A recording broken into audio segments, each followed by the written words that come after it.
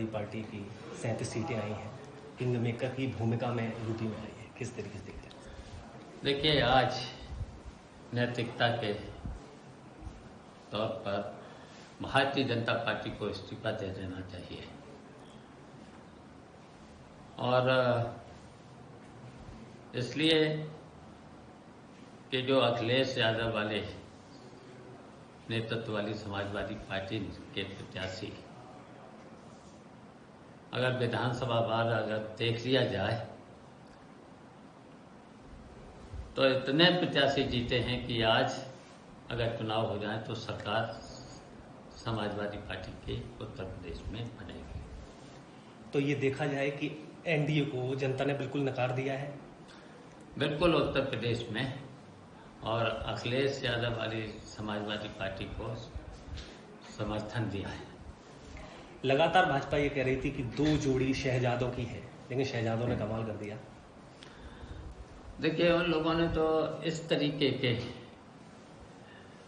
Comment बहुत किए हैं, तो उसी का तो परिणाम रहा। बिल्कुल उसी का बड़बोलेपन में जो बयानबाजी की है उसकी वजह से इस हालत में आ गई। परिवारवाद की बात लगातार भाजपा कह रही थी, लेकिन परिवारवाद की जितनी भी सीटें थी वो पूरी समाजवादी पार्टी ने जीती है।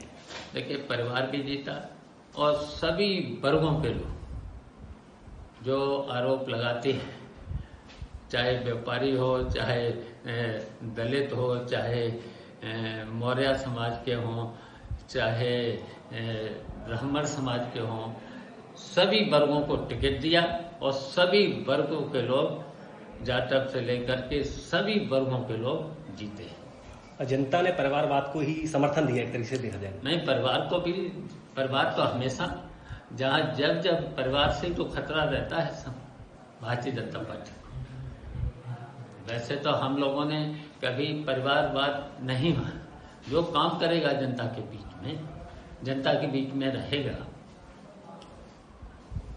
जिस पे जनता विश्वास करेगी, और फिर तो ये तो निर्णय, कौन पार्टी ऐसी है जो अपने क्षेत्र वाइज निर्णय नहीं लेती है? तो निर्णय लिए हैं समाजवादी पार्टी। अयोध्या में पूरा भाजपा लगातार पूरे देश में ही राम मंदिर को लेके ये एक चुनाव लड़ रही थी, लेकिन अयोध्या में ही हार गई है। तो क्या यही समझा जाए कि राम भगवान ने भी नकार दिया है क्या इसको?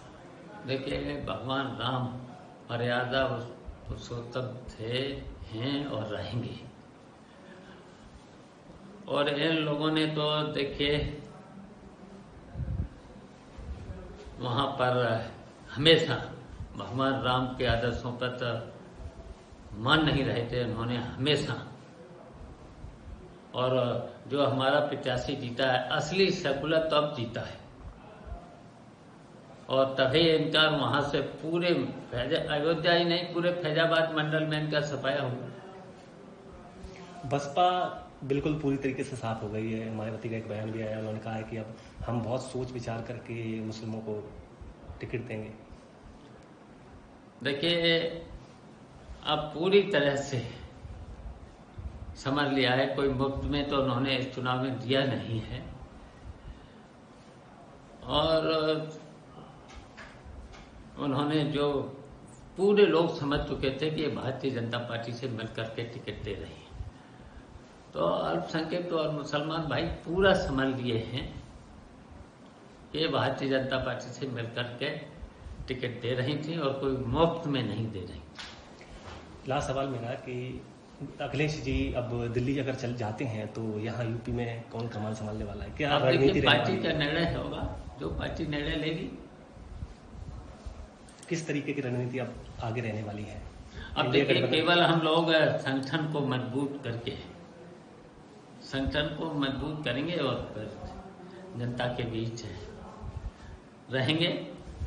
और जब भी चुनाव होगा उत्तर प्रदेश में, सरकार अखिलेश यादव के नेतृत्व वाली समाजवादी पार्टी